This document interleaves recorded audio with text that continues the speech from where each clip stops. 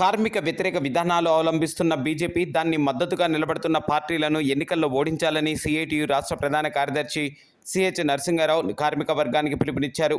శ్రీకాకుళంలో సిఐటియు జిల్లా కార్యాలయంలో జిల్లా అధ్యక్షులు సిహెచ్ అమ్మన్నాయుడు అధ్యక్షతన సిఐటియు జిల్లా కమిటీ విస్తృత సమావేశం జరిగింది. ముందుగా మహిళా ఉద్యమ నేత కామ్రేడ్ విమల రణధీవే 109వ జయంతి సందర్భంగా శనివారం శ్రీకాకుళంలో సిఐటియు కార్యాలయంలో ఆమె చిత్రపటానికి నరసింహారావు పూలమాలలు వేసి నివాళులర్పించారు. శ్రామిక మహిళలు ఐక్యపరచాలా, దేశవ్యాప్తమైనటువంటి ఉద్యమాన్ని తీసుకురావాలని మొదట దాన్ని ప్రతిపాదించి దేశవ్యాప్తంగా ఆమె పర్యటన చేయడం అనేటువంటి జరిగింది. ఈనాడు లైంగిక వేధింపుల దగ్గర నుంచి మహిళలు ఎదుర్కొనేటువంటి అనేక ప్రత్యేకమైనటువంటి సమస్యలలో సిఐటియు చురుగ్గా పనిచేస్తూ ఉంది. దీనికి నాంది పలకడం కానీ, ఈ ఉద్యమాన్ని ప్రారంభించడం కానీ 1980 దశకంలోనే ఆనాడు ఏ ఇతర ట్రేడ్ యూనియన్ కార్మిక సంఘాలు కూడా ప్రారంభించిన కాలంలో శ్రామిక మహిళా సమస్యల గురించి ప్రత్యేకంగా పనిచేయాలనేటువంటి ఉద్యమాన్ని వారు నడిపారు.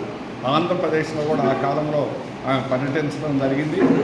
ప్రత్యేకంగా మహిళల దగ్గర ఆ మహిళల యొక్క సమస్యల్ని తీసుకోవడం, సిఐటియు కమిటీలు ఆ విషయాల మీద చురుగ్గా కదలాలనేటువంటి విషయాన్ని కార్మిక సంఘాల్లో ఆనాడు విమలా రణధీవే గారు పట్టుదలగా పనిచేశారు.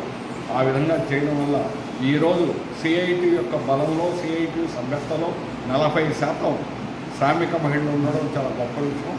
స్కీమ్ కార్మికుల్లో అత్యంత ప్రధానమైనటువంటి సంఘంగా సిఐటియు ఈరోజు అభివృద్ధి అయింది. వారికి ఉన్నటువంటి ప్రత్యేక సమస్యలు ఇప్పటికి కూడా అన్ని కమిటీలు కూడా చురుగ్గా పనిచేయాలని 3 టైప్ ఏదైతే ఒక్కొక్క రంగంలో ఉన్నటువంటి ఆఫీస్ బేరర్లు, అలాగే ఎగ్జిక్యూటివ్ కమిటీ ఆ స్థాయిలో ఉన్నటువంటి శ్రామిక మహిళల సమావేశాలు జరపాలి. ఆ జిల్లాలో ఏ సమస్య వచ్చినా కూడా మన యూనియన్ ఉన్నదా లేదా అనే దానికి నిమిత్తం లేకుండా శ్రామిక మహిళలని సమస్యల్ని సిఐటియు నిరంతరం కృషి చేయాలని విమలా రణధీవే జయంతి సందర్భంగా మనందరం ప్రతినిధులని సమస్యల మీద గట్టిగా కృషి చేయాలని సిఐటియు తరఫున అందరికీ అన్ని జిల్లా కమిటీలకి తెలియజేస్తాం.